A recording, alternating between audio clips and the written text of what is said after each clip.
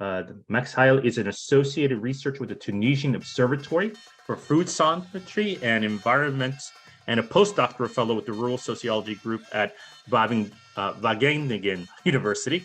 He's written for Monthly Review, Jacobin, and Viewpoint. He has contributed to a number of journals, including Journal of Peasant Studies, Review of African Political Economy and Globalization. He's an associate editor at the Agrarian South and Journal of Labor and Society. Max will speak on whole earth alternatives to ecological planning and the need for reconsidering apartheid dualisms in considering core and peripheral eco-development. Max, please. Hi.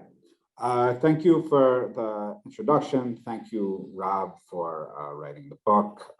Thank you to the coordinators. Thank you to the press for publishing the book, and for the fellow presenters.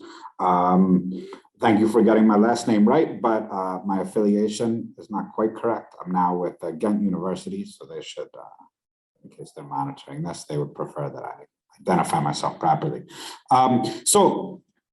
As coronavirus exploded across the world, Rob and his team's work on the socio-ecologies created by humans and natures together, especially the work on the industrialization of animal production, came into justifiable problems. The possible sources of the virus, animal-human friction zones, and of course, the absolute certainty that other viruses had come and surely will come amidst such friction has raised two kinds of solutions, which are increasingly nested in similar debates about conservation and animal agriculture writ large. These are things about which Rob and I have written to the delight of large portions of the reading public. So the two types of solutions which people are discussing are, one, what I think of as an apartheid solution, based on a notion of containment of nature and containment of humans, and a holistic notion of planning based on working with historical natural rhythms, kind of whole earth planning. What follows, I want to briefly elaborate on the first one, politely highlight a few of its minor problems, and then elaborate more on the second, keeping in mind its relationship with what used to be called eco-development. At the first, this idea that we need separation, right? This is how some interesting lackeys of industrial vegan agriculture took Rob's important insights and ran in the direction of the bank. Basically, think of this as nature being a source of infection, humans being a source of infection, and putting everybody in plastic cages and metal vats, right? And so this, and basically saying, okay, we should spare nature from the human impact. So in fact, underlying this is a catastrophic and interlinked set of ideological confabulations, right? I mean, one, it's rehearsing settler colonial anthropologies and mythologies, asserting a fundamental antagonism between humans and nature and the interest of protecting nature rather than the historical human production of historical natures.